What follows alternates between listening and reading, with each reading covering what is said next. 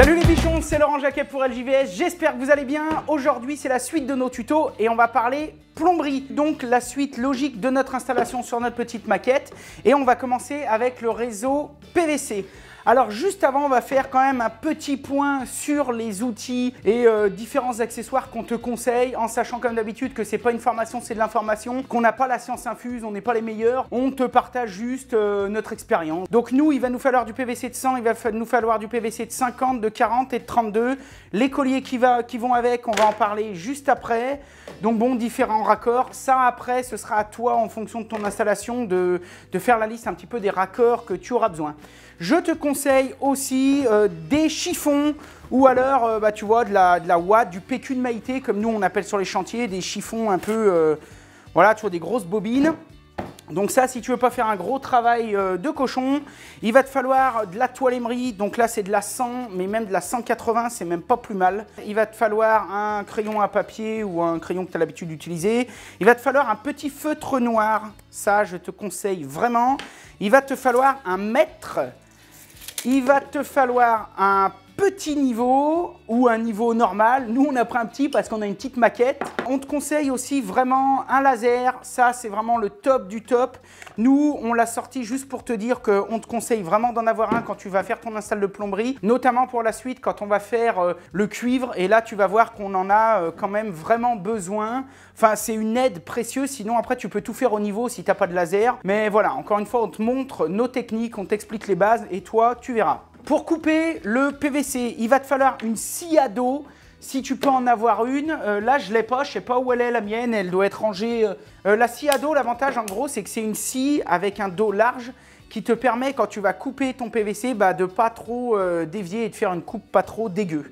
Sinon, ce que je te conseille, c'est un petit coupe-coupe comme ça, là, tu vois, à cliquet. On essaiera de te mettre 2-3 liens dans les descriptions.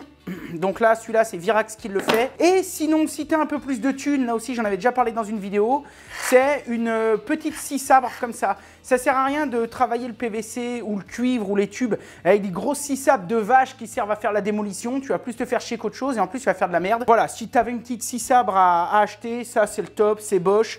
Ça fait des années que je l'ai, j'en suis bien content. Ça marche avec le système 12 volts, 10,8 12 volts. Donc, c'est la même batterie, par exemple, que sur le laser. Voilà, j'ai rien à vendre, tu fais comme tu veux, mais je te montre un petit peu ce qu'on va utiliser. Alors pour en revenir aux fixations, il existe différents colliers de plomberie. Moi, j'aime bien utiliser ceci. Donc ça, c'est vraiment le collier de plomberie classique, mais je l'aime bien parce qu'en fait, il peut se verrouiller. Alors il y en a qui ne le supportent pas parce que pour le verrouiller, des fois, c'est un petit peu galère. Après, sinon, toi, tu utilises le type de collier que tu veux. Un collier, ça ne peut pas se fixer comme ça tout seul. C'est pour ça que moi, je me suis fait une boîte d'accessoires à collier et donc dans cette boîte, il y a différents trucs. Donc d'abord, il y a des chevilles, il y a différents types de chevilles en fonction du matériau dans lequel tu vas venir visser tes colliers. Là, du point de vue fixation, ce sera la même chose pour les colliers de plomberie, mais on t'en reparlera après, enfin pour les colliers cuivre multicouches. De la cheville, nous, dans notre cas, on ne va pas en mettre parce qu'on va visser directement dans du bois.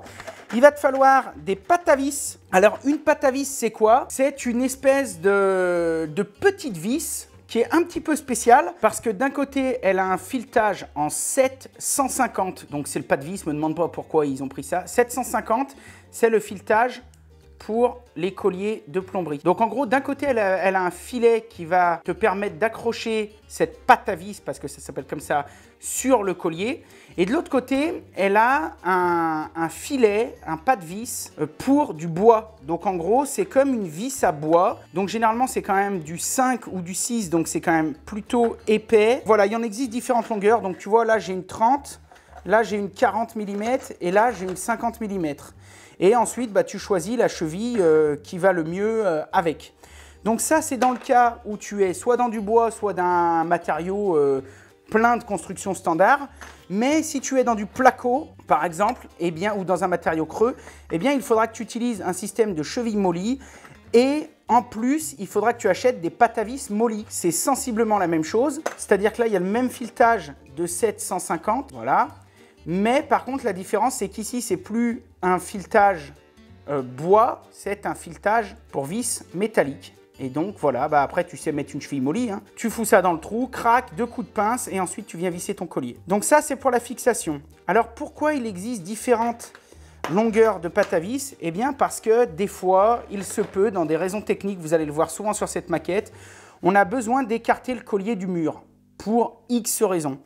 Donc, pour ça, il existe encore une solution qui n'est pas trop mal, c'est les rosaces d'écartement. Alors une rosace d'écartement, concrètement, ça va servir à quoi? Eh bien, ça va servir à écarter le collier du mur. Parce que bon, dans sa configuration idéale, on est bien d'accord, on va mettre une pâte à vis et tout va bien se passer dans le meilleur des mondes. Mais tu conviendras que des fois, on a besoin d'écarter les tuyaux du mur. Pour ça, on a donc plusieurs solutions. La première solution, ce sont donc les rosaces. Donc tu vois, il en existe également de différentes tailles. Donc là, par exemple, on a les 4 tailles que moi j'ai. Il en existe d'autres tailles. Donc on a même 5 tailles. On a une rosace plate. On a, ça c'est plutôt le côté esthétique, on a une rosace de 9 mm de haut, une rosace de 14, 18 et ça doit être du 25. Voilà, donc ça, en gros, concrètement, comment ça marche? Eh bien, c'est facile. Tu prends une pâte à vis, donc c'est pour ça qu'il y a des longueurs différentes, parce que tu imagines bien que si tu as une rosace de 25, eh bien, il faut que la pâte à vis puisse au moins échapper la rosace. Ensuite, on va enfiler la rosace par-dessus la pâte à vis, donc du côté du filet de 750, et on va venir mettre notre collier. Et donc, c'est pour ça qu'on appelle ça une rosace d'écartement, parce qu'en gros, elle va pouvoir écarter le tube du mur. Si tu fais pause et que tu vas chercher des tuyaux de plomberie dans ta maison, c'est sûr et certain que tu dois avoir ce système quelque part. Si toutefois la rosace d'écartement ne suffit pas, il existe également des rallonges. Alors, les rallonges, c'est pareil, on a toutes les tailles. Tu vois, moi, j'ai du 10, j'ai du 20, j'ai du 30. Et l'énorme avantage, c'est qu'entre ça et les rosaces, eh ben, tu peux combiner, rallonger et atteindre la longueur que tu peux. Alors ça, c'est un petit cylindre usiné. La seule différence, c'est que d'un côté, tu as un 750, donc un filet 750 femelle pour pouvoir y mettre ta pâte à vis, et de l'autre côté, 750 mâles. Et là, on voit bien qu'il n'y a pas besoin d'être ingénieur pour comprendre. On écarte le tube du mur. Et c'est le même principe. Si on veut rallonger un petit peu ou si on veut augmenter la surface de portance, ce qui, en fonction du poids des tuyaux, eh ben, peut être intéressant. On vient rajouter une petite rosace et tu imagines qu'une fois qu'elle est fixée contre le mur, bah, ça donne ça. Voilà. Et donc, bah, ça, c'est quand même super intéressant pour la simple et bonne raison, c'est qu'avec cet assortiment, bah, tu te sors de presque toutes les situations. D'abord, ce qu'il faut savoir, c'est que la plomberie et la serrurerie, c'est les deux métiers du bâtiment où il faut le plus de petits matériels, où il faut le plus de consommables, où il y a le plus de choses. Malgré tout, on a beau en avoir des pleins camions, on dit toujours dans le métier, il manque toujours 10 centimes pour faire un franc. Parce que c'est un métier qui est tellement technique que tu peux être sûr que même si des caisses comme ça, j'en avais 4, il y a forcément un moment où il me manquera un truc. Donc ça, c'était pour la fixation. La dernière chose qu'il va nous falloir, bien évidemment indispensable, c'est la colle PVC. Donc là, c'est de la Nicole. Ils me l'ont envoyé. C'est de la très très bonne colle. L'avantage de cette colle et ce que j'adore de ces petits pots de colle, c'est qu'ils ont des petits pinceaux au bout. Des petits pinceaux un petit peu brosse. Donc ça, c'est quand même vraiment bien parce que ça va te permettre de venir bien encoller ton tuyau intérieur-extérieur ou notamment intérieur, je t'expliquerai pourquoi après, j'avais déjà fait une petite vidéo là-dessus aussi. Mais surtout, l'avantage de la brosse par rapport au pinceau, moi je trouve que ça va mieux et qu'il s'abîme bien moins. Donc voilà, alors ça c'est pareil, il en existe de différents formats, différents conditionnements. Tu peux même les avoir en tube si tu as 2 trucs à coller. Sinon, il y a des petits pots plus petits que ça. Ça doit être un demi-litre, un truc comme ça. Puis après, il doit y avoir des pots d'1 litre ou 1,5 litre. Enfin voilà. Donc ça, c'est très important et celle-ci, tu vois, elle est homologuée eau potable. Donc ça veut dire qu'avec, on pourra même coller du PVC pression. Quand tu fais un collage, tu peux aussi avoir besoin, alors là, c'est Griffon qui fait ça, mais c'est pareil, il y a plein de marques. Ils me l'ont envoyé aussi et tu vois, il a déjà des bornes un peu. Mais tu peux avoir besoin aussi des fois de décaper ton tuyau. Si tu veux être sûr et certain que la colle elle a une parfaite adhérence, c'est quelque chose que je te conseille. Donc en gros, c'est une sorte de dégraissant. Donc ça, c'est facile. Tu vas prendre un bout de chiffon, hop, tu mets dessus un petit peu et ensuite, eh ben, tu vas venir nettoyer ton tube comme ça. Une fois que tu as fait ça, tu prends ta colle, t'en colles et là, c'est sûr et certain que ton collage, il va être nickel chrome parce qu'en plus, il aura été décapé. En étant super honnête, ce genre de processus de nettoyage chimique, entre parenthèses, On l'utilise beaucoup plus quand on fait du PVC pression. Le PVC pression, je t'en ai déjà parlé, c'est de l'espèce de gros PVC bien épais qui est plutôt noir ou bleu marine, quoi. Et en fait, qui va servir à faire de l'adduction d'eau ou alors qu'on va retrouver dans les piscines ou dans les colonnes montantes. En étant honnête, avec du PVC d'évacuation, on n'a jamais de pression dedans, ou très peu. Mais c'est très rare qu'on utilise ce genre de choses. Mais c'était quand même pour te montrer le produit. Et je te conseille quand même d'en avoir parce que, notamment des fois quand tu fais de la rénovation et que tu as besoin de te reprendre sur un PVC qui est un peu vieilli, tu vois, où il y a un peu de graisse dessus ou quoi que ce soit, en mettant ça, tu es sûr de ton coup. Bon les bichons, maintenant qu'on a vu les outils qu'on avait besoin, ce que je vous propose, c'est qu'on débarrasse tout ça, on remonte la maquette, on va faire l'implantation, on va tracer, on va mettre les colliers et on va faire l'installation PVC. Ok les bichons, donc on retrouve notre fameuse maquette qu'on a fait tous les assemblages bois ensemble, etc. Ça y est, elle est finie, on lui a mis une petite base, on a fait ça vite fait, bien fait. On imagine que ça, c'est l'intérieur d'une maison, tout condensé en 1 mètre. Alors vous me direz, oui mais c'est rare que dans une maison c'est biscornu comme ça. Nous on a voulu vraiment volontairement faire ça. Pourquoi? Parce que ça va nous permettre de vous montrer toutes les difficultés. Parce qu'on aurait pu pas s'embêter, mettre 2 cales, une planche de bois et puis vous y montrer pareil. Le problème, c'est que dans la vraie vie, c'est pas comme ça. Donc nous, on a vraiment voulu vous apprendre ce qu'on savait, même si encore une fois, c'est plus de l'information. Mais au moins comme ça va nous permettre de vous montrer comment on fait un coude à 90, un coude à 45, un chapeau de jambe d'arme, tout plein de difficultés condensées sur cette petite maquette. Donc on imagine donc que ça, cette maquette, c'est notre maison. Nous, dans notre cas, on va décider que notre arrivée d'eau générale, donc ce qu'on a vu dans la vidéo précédente, le tuyau Plymouth, il va arriver par là. Donc là, je vais marquer arrivée générale. Au-dessus ici, on va mettre un chauffe-eau. Alors, quand je dis un chauffe-eau, vous imaginez bien qu'encore une fois ici, on est là pour vous montrer des trucs, mais qu'on ne va pas aller chez notre fournisseur acheter un vrai chauffe-eau, etc. Et puis vous imaginerez qu'au-dessus il y a un chauffe-eau. Nous ici, on laissera arriver les 2 tuyaux, on vous expliquera un petit peu comment ça marche. Donc là, on va mettre un chauffe-eau. Ça pourrait être une chaudière eau chaude, bref, ça pourrait être, c'est un moyen de chauffer de l'eau. Là, on ne parle pas du tout de chauffage, on n'est que dans le sanitaire. Ensuite, ici, il va y avoir un évier. Donc on imagine que là, on est dans la cuisine et on va mettre un évier.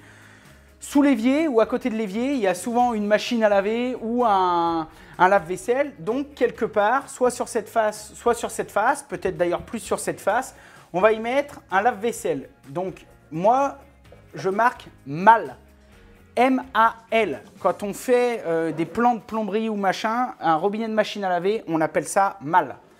Donc, on va le mettre, même pas ici, on va le mettre ici. Là. Voilà. On va dire qu'ici, là, il y a une machine à laver. Sur ce côté ici, là, il va y avoir un WC. On va imaginer qu'on doit raccorder un WC. Ici, on imagine qu'il va y avoir un lavabo. Et ici, on va imaginer qu'il y a une douche ou une baignoire. Donc, je note douche ou bain. Et puis, ce qu'on fera, c'est que derrière, peut-être soit ici, soit là, soit machin, ou même là dans l'angle, là on va dire qu'il y a un puisage. Donc un puisage, c'est un robinet de jardin. Typiquement, tu veux brancher ton Karcher, nettoyer la bagnole, il faudra bien mettre un puisage. Donc ce qu'on fera, c'est qu'on verra si on le met de ce côté ou de l'autre côté. Donc là, je l'ai fait sur ma maquette, mais si j'avais eu une maison à rénover ou une maison neuve, j'aurais fait la même chose. À un moment, il faut bien quand même savoir où c'est que tu vas mettre ton évier. Donc une fois que ça c'est fait, je vais aller à l'arrière de ma maquette. Et je vais imaginer que quelque part par là, tu vois, quelque part par là, on a notre attente de vidage général de la maison. Et donc que vous avez tiré déjà votre tranchée, vos VRD, et quelque part dans votre maison, là c'est sous le chauffe-eau, dans le cellier, eh bien il y a un tuyau de sang au sol qui arrive et il va falloir tout se raccorder dedans. Donc la première chose qu'on va faire, eh bien on va s'occuper du sang. On a déjà préparé 2-3 raccords. Et ces 2-3 raccords, eh bien, on sait que là derrière, on va avoir un WC, donc on aura une sortie de WC, hop, à tirer. On imagine que là, on est derrière le mur. On sait qu'on va avoir de ce côté un chauffe-eau, un évier, donc on va avoir une partie à tirer, hop. Donc on peut imaginer que là, on va faire un trou pour aller chercher le WC, que là, on va faire un trou, et que de ce côté, ben, on va pouvoir raccorder tout le reste de nos vidanges. Ensuite, avec ce coude, eh ben, on ira rejoindre notre évacuation. Ensuite, avec ce coude, eh bien, on va rejoindre notre évacuation et donc tout part aux égouts. Ça veut dire que ça, ce sera le point le plus bas et tout le reste, il faut que ce soit au-dessus. La première chose à faire, c'est de tracer notre WC. L'axe de la sortie du WC, généralement, il est à 18 cm. Attention, quand vous tracez ce genre de choses, il faut toujours prendre en compte votre revêtement de sol. On imagine que là, le sol, il est fini. Si vous, ici, vous avez la chape brute et que derrière, vous allez rajouter 1,5 cm de colle à carrelage, de carrelage ou de parquet, il faudra faire 18 plus 1,5 parce que sinon, au moment d'installer votre WC, vous allez avoir un problème. Donc, on va déjà y mettre un petit coup de scie cloche.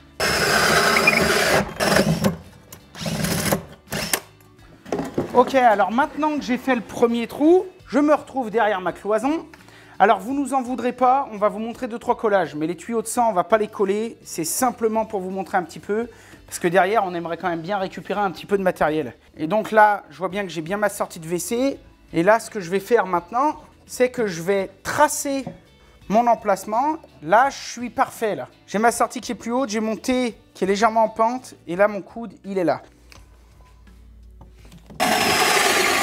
Quand vous voulez faire un trou propre, l'avantage, c'est que le foret de centrage, il perce toujours en premier. Donc à partir de là, je peux enlever ma scie cloche, je peux aller me mettre de l'autre côté, et comme ça, je suis sûr que j'aurai un trou propre des deux côtés. On le présente, on est carrément bon. Avant de coller le PVC, là, on l'a toujours pas collé, même si c'était dans la vraie vie, il serait pas collé. On va venir regarder où c'est qu'on peut mettre des colliers. Donc là, on va pouvoir mettre un petit collier. Donc on va le tracer par là à l'œil. On va pouvoir mettre un autre petit collier par là. Je me mets au centre, je me mets plus ou moins de niveau, mais j'oublie pas qu'il y a en gros une petite pente. Une fois que j'ai tracé les colliers, je vais aller chercher des colliers de sang. Et c'est là qu'il va falloir vérifier la cote pour voir de quelle rosace, de quel écartement on va avoir besoin. Moi, ce que je veux, c'est qu'ici, ce soit à fleur. Donc je me mets à fleur et je vais venir mesurer. Là, j'ai 6,5, là, j'ai 6. Et donc maintenant, je vais construire mon collier. Je mesure d'ici à là. Tiens, regarde, là, voilà, j'ai 6. 6,2. Donc lui, il est bon. Et on va faire les deux pareils, ça va aller très bien. Ok, donc les deux colliers ont été construits. Ensuite, là, j'ai de la chance, je suis sur du bois. Si j'étais pas sur du bois, eh bien, il faudrait que je perce, que je mette une cheville et tout le pataquès. Normalement, quand on visse dans la vraie vie, les murs, ils bougent pas. Là, hop. Ok, donc là, notre montage, il est fait. Dans la vraie vie, à ce stade, c'est maintenant qu'il faudrait repérer vos tuyaux. On ne le fait pas là parce qu'on va vous y montrer tout de suite après.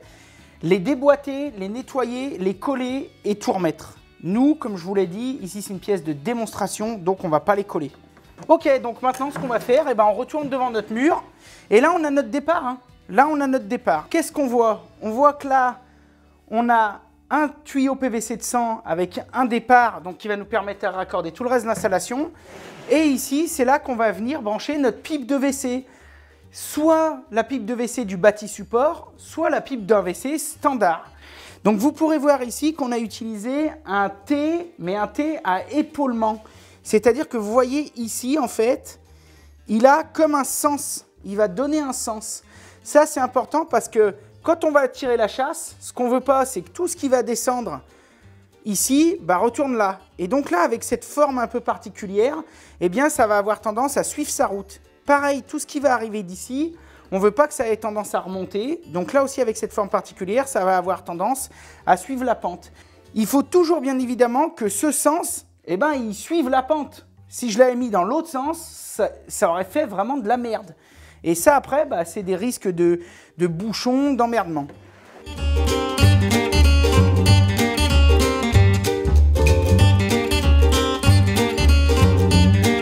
Ok les bichons, donc ce que j'ai fait rapidement, c'est que moi j'ai implanté mes emplacements de colliers. On imagine que c'est de la réno, donc ça peut être théorique. Donc c'est-à-dire que si au moment de faire l'install, il y a quelque chose qui me gêne ou quoi que ce soit, j'hésiterai pas à le défaire, à le déplacer éventuellement. Donc comment ça va se passer? Ici, on sait que tout doit se jeter là-dedans. J'ai donc sélectionné un tampon 50-32 que je vais venir installer ici. C'est celui qui va aller chercher l'évier, le lavabo, la douche, la machine à laver. Pour ça, je vous conseille vraiment d'utiliser minimum un diamètre de 50. En sachant qu'on va imaginer que la colonne de 50, qui sera bien évidemment en pente montante, de manière à ce que tout ce qu'il y a là, ça dégage là-bas, ça va être simplement une colonne, comme si c'était une colonne. Donc en gros, ça va être un 50. Ici, on va mettre un T avec une réduction 50-40. Parce que pour un évier, c'est du PVC de 40. Sur cette longueur ici, on pourra peut-être remettre un T pour mettre un système de machine à laver. Ensuite, on va passer ici juste sous le PVC de 100. Donc on a regardé, ça passe de justesse. On va remonter ici avec un deuxième T pour aller jusqu'au lavabo. Alors le lavabo, normalement, c'est un PVC de 32. Moi, je conseille toujours de monter en 40. D'abord, ça va augmenter un petit peu le diamètre. Et par contre, l'avantage que ça va avoir, c'est que ça va quand même avoir un peu moins tendance à se boucher. Mais surtout, si un jour notre lavabo simple se transforme en double vasque, sur tous les chantiers que j'ai fait, j'ai toujours tiré mes lavabos en 40 et ensuite je réduis pour passer en 32 parce qu'un siphon de lavabo, c'est du 32. Ensuite, on va continuer notre installation toujours en 50 pour aller rejoindre la douche ou la baignoire. Et là, on va simplement mettre un coude parce qu'encore une fois, je vous explique, c'est une simulation. Allez, c'est parti. J'ai une petite combine. C'est que tu vois, je prends ce qu'on appelle un tire-fond, une rallonge bois qui est fait exprès. Donc d'un côté, il y a du 750 et de l'autre côté, eh bien, il y a un pas de vis bois. Ce pas de vis, je le prends dans la visseuse. Hop. Ensuite, je viens mettre ma pâte à vis comme ça avec ma rosace sans collier, bien sûr. Et là, vous allez voir, c'est magique. Je vais chercher mon premier remplacement de collier. Il est ici. Hop. Et voilà. Je me suis pas fait chier. Je vais pouvoir mettre mon premier collier. Donc là, c'est du 50. Allez, on met les autres.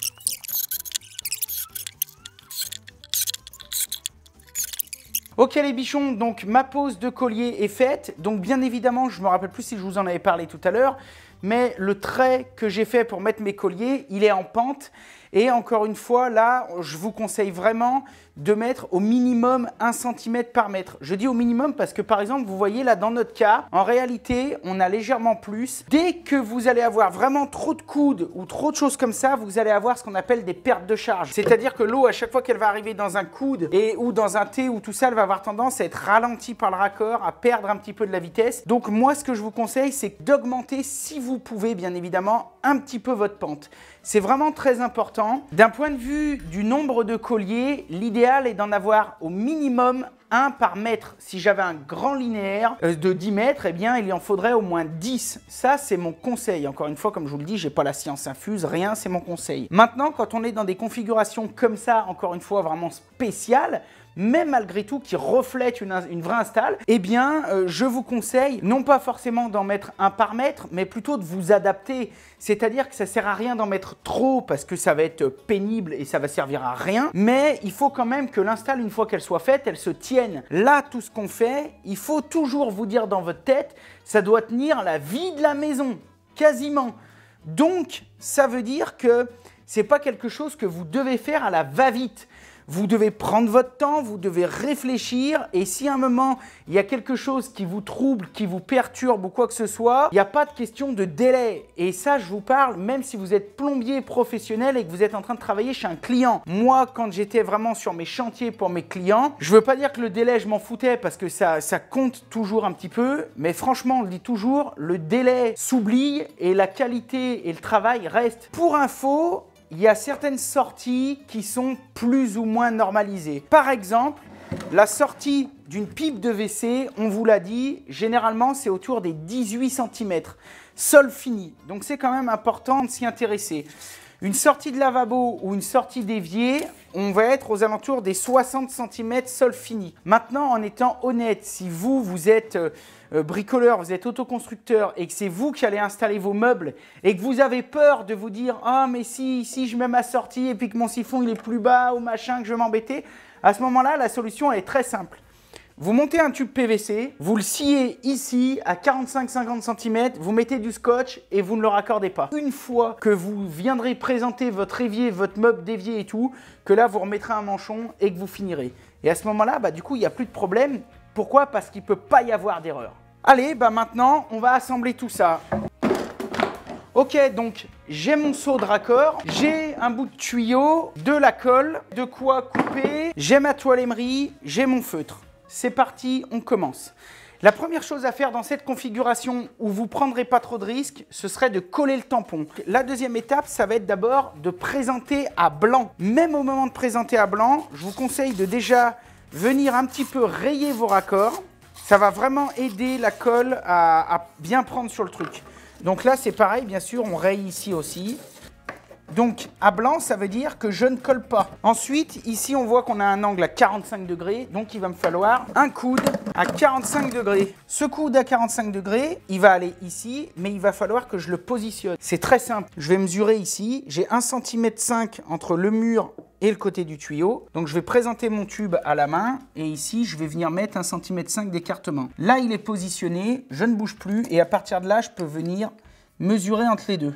Et là, je mesure 7 cm. Je prends mon tube de 50, je trace mes 7 cm. Hop là. Donc pareil, même topo, je mets un petit coup de gratte-gratte. Et ensuite, papa dans maman.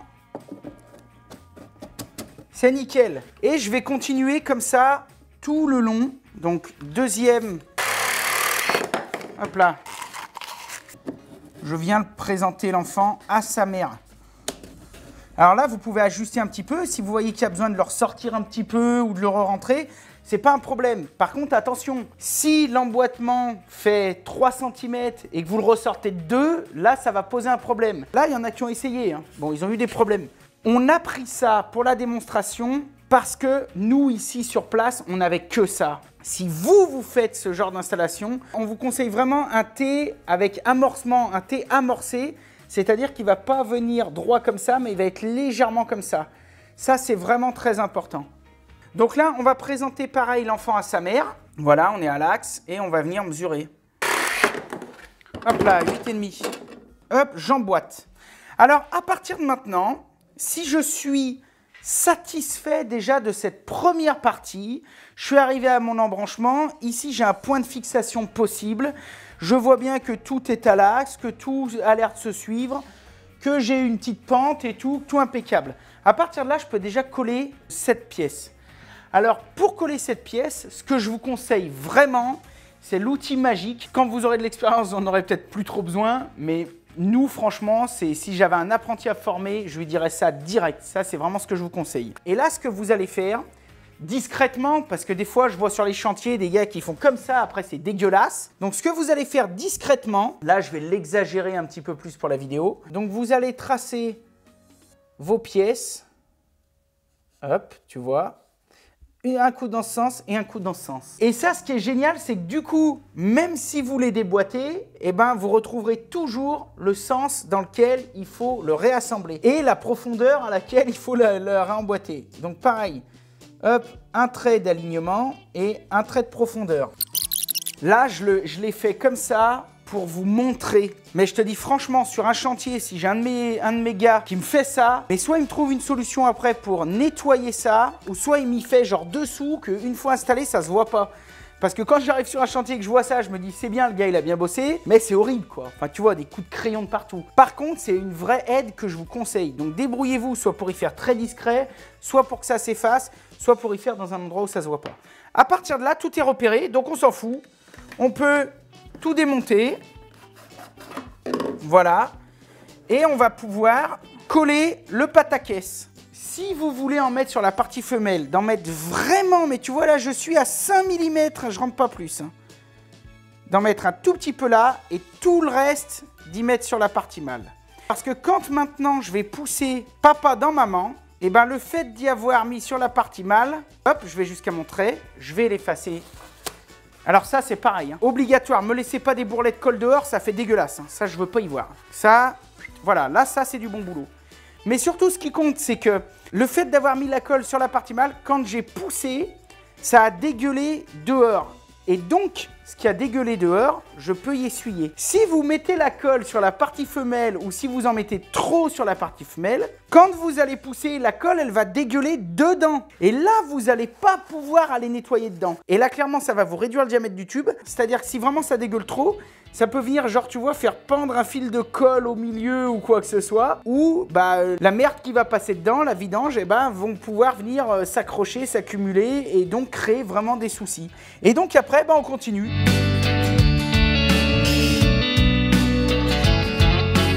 Donc là, tout est nickel, j'ai ma pente, c'est impec. Sur le même principe, on va continuer et on va faire l'installation. C'est parti.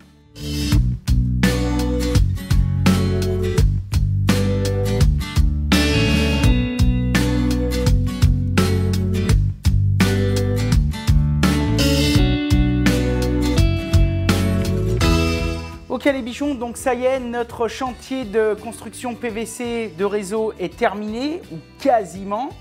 Donc alors pour t'expliquer, on est bien parti du tampon de 100, on a créé notre colonne principale en diamètre 50. Ici on a mis un T qui va aller desservir la vidange de l'évier et ici on a mis un autre T et on n'a pas pu mettre le siphon parce que le fournisseur ne l'avait pas reçu. Dans la vraie vie c'est souvent comme ça. Ensuite on a continué, on est monté pour mettre notre attente de vidange de lavabo. Dans la vraie vie, si vous rénovez ou si vous construisez, c'est exactement, j'insiste, c'est exactement la même chose. La seule différence, c'est que entre l'évier et le lavabo, vous aurez peut-être 10 mètres de tuyau, mais c'est la même chose. Et comme je vous ai dit, la différence, c'est qu'une sortie de siphon de lavabo, c'est en 32. Ici, on a mis une petite réduction 40-32 pour pouvoir passer du 40 au 32. On a continué, on a fait la sortie de notre douche. Là, on a mis un mâle femelle parce qu'on n'avait plus que ça, mais on s'en fout. T'imagines que c'est un femelle-femelle. Ce que je vous conseille vraiment, si vous avez une petite douche, un petit bac 80-80 avec une petite paume de douche standard, un diamètre de 40 peut suffire. Maintenant, avec les douches qu'ils font, on a plutôt tendance à avoir des grosses têtes de douche, à avoir de l'hydrogène éventuellement ou avoir un plafond de douche carrément. Et donc, on a tendance à vouloir vraiment balancer la sauce dans la douche. C'est la mode, c'est les douches à l'italienne. Donc, si tu veux, ça fait quand même une grande quantité d'eau. Le problème, c'est que c'est pour ça que cette grande quantité d'eau, il faut bien qu'elle s'évacue et encore plus si vous avez une douche à l'italienne, il faut vraiment que ça dégage parce que là, si elle est à même le sol, là, voilà, il ne faut pas que ça stagne. Moi, je vous conseille vraiment de faire votre réseau de douche également en 50. Si vous voyez que votre siphon de douche est en 40, c'est pas grave, mettez une petite réduction, mais au moins le tuyau derrière, il est en 50. D'autant plus que souvent pour une douche, les canalisations du réseau sont encastrées sous le bac et il y a des cheveux, il y a du savon, de la merde et donc voilà, si c'est en 50, ça sert à rien de partir dans des délires parce qu'après un trop gros diamètre, ça ferait plus ou moins l'effet inverse. Mais une baignoire, pour moi, le mieux c'est du 50 si vous n'avez pas le choix en 40. Ici, vous pouvez voir que sur le réseau, il y a une espèce d'étrangeté. Ça s'appelle une soupape anti-vide. Cette canalisation, vous pouvez même la faire remonter jusque dans les combles. C'est pas un évent, attention, il ne faut pas confondre avec un évent. On peut la faire remonter dans un placard, on peut la faire remonter dans les combles, n'importe où. Mais la seule chose qu'il faut, c'est qu'elle soit à un point haut. Il faut à aucun moment qu'il y ait de l'eau qui puisse arriver jusqu'à elle. Donc si là j'avais mis un T, je l'avais mis ici, là, le jour où ça se bouche ou quoi que ce soit, je peux vraiment avoir un problème. Donc voilà un petit peu l'installation de réseau PVC qu'on a fait aujourd'hui, réseau d'évacuation complète, terminée. Je voudrais juste finir sur cette bête. Mais pour ça, on va repasser, allez, je te promets, 1 minute 30 au tableau et après c'est fini. Mais tu vas vraiment te coucher moins bête. Nous voilà sur le tableau pour que je vous explique le rôle indispensable d'une soupape anti-vide. Ici, tu as un tuyau. Ici, dessus, tu as plusieurs tuyaux de ta maison qui viennent se piquer pour évacuer tout le bordel. Et puis, on peut même imaginer que ici, là, tu as un piquage avec un chiotte. On est d'accord? Donc, petit rappel, le rôle d'un siphon, c'est comme ça. On est d'accord? Voilà. Et c'est comme ça, pourquoi? Parce que ici, il reste toujours de l'eau, au fond. D'accord? Et il reste de l'eau, pourquoi? Pour couper les odeurs. Parce que là, il n'y a quasi pas d'air, mais par contre, ça pue. Parce que là, ça part ensuite à l'égout, à la fosse septique, au tout à l'égout. T'imagines bien quand il y en a un qui va aux chiottes, et toutes les odeurs, elles sont de partout. Donc pour pas que ça pue dans la maison, depuis toujours, on fait des siphons. Donc ça veut dire que là, il n'y a pas d'air qui peut rentrer, puisque là, c'est de l'eau. là, il y a un autre siphon à ton évier. Donc là, c'est de l'eau, il n'y a pas d'air qui peut rentrer. Et là, c'est ton lavabo, il y a un autre siphon, hop, et là, il y a de l'eau. Et là, il y a ta douche, et à ta douche, même si c'est un caniveau, peu importe, eh ben, il n'y a pas d'air qui peut rentrer, parce que ici, il y a de l'eau. Qu'est-ce qui se passe? Ici, j'ai une baignoire. Allez, j'ai une baignoire. Ma baignoire, dedans, il y a 100 litres d'eau. Je viens de baigner les gamins, les filles qui rentrent de l'école, etc. En bas, je tire le bouchon de la baignoire. Mon tuyau, au début, ça ne va pas poser de problème parce que mon eau va venir et en fait, elle va s'écouler. Mais le souci qui se passe, c'est que dans le cas d'une baignoire ou si au même moment, la maman qui vient de finir de laver la salade vide le bac de l'évier, ça va envoyer tellement d'eau dans les tuyaux que l'eau là, elle va monter. Elle va monter, elle va monter jusqu'à remplir mon tuyau au vue de coupe. L'eau va commencer là, puis elle va monter jusqu'à remplir l'intégralité de mon tube. Là, mon tube, il est plein. D'accord? Le souci qu'il y a, c'est que mon tube qui est plein, c'est comme une paille. Quand tu prends une paille, tu la trempes dans un verre et tu bouches le côté. Tu relèves, l'eau, elle reste dedans.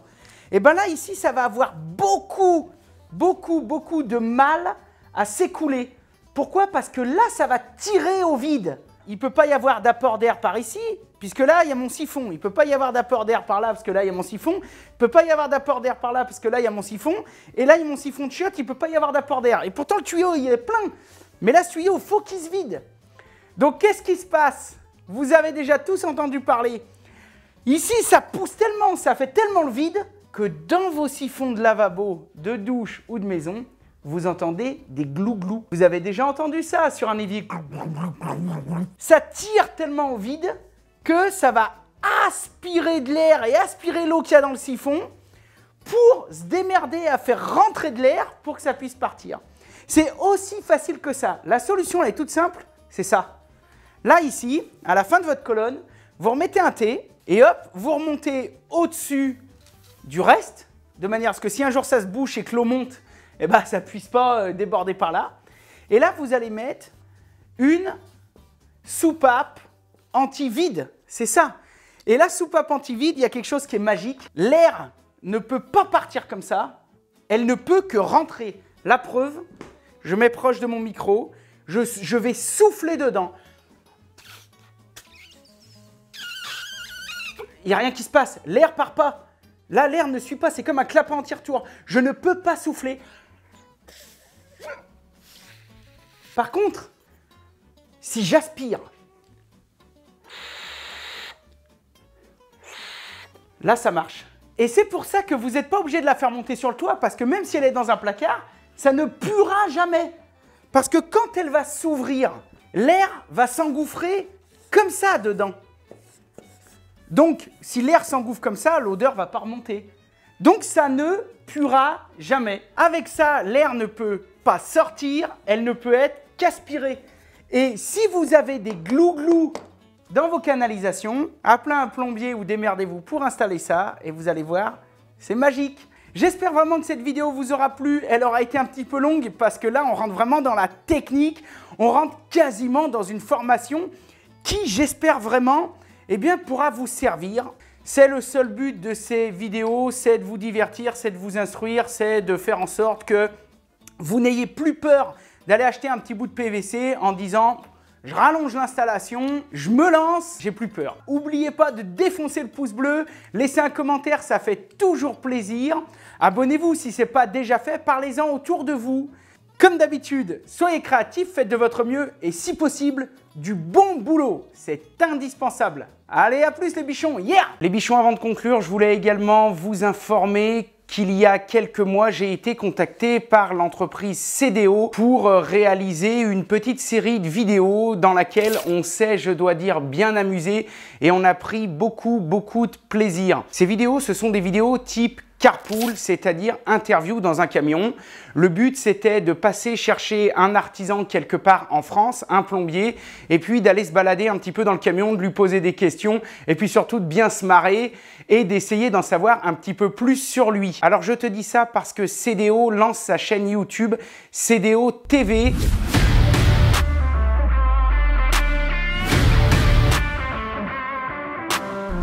Et le premier épisode des Carpool va sortir sur leur chaîne YouTube cette semaine. Donc je te laisserai bien sûr 2-3 liens dans la description. Et puis je t'invite à aller voir et puis me dire un petit peu ce que tu en penses et me donner vos avis. Vous pouvez vous abonner sur cette chaîne, il y aura des podcasts, mais il y aura aussi des tutoriels. Et vous verrez, c'est assez intéressant. Personnellement, j'ai adoré faire ce projet. J'ai adoré rencontrer tous ces artisans dans le cadre de ces Carpool et j'ai pris beaucoup de plaisir. Je vous souhaite une bonne journée. Je vous mets tous les liens dans la description comme d'habitude. Soyez créatifs, faites de votre mieux et si possible du bon boulot. À bientôt les bichons. Yeah! La balade des gens heureux. Ce que je te propose, c'est de me suivre à l'avant du camion, puis tu vas un petit peu nous parler de toi. Avec plaisir.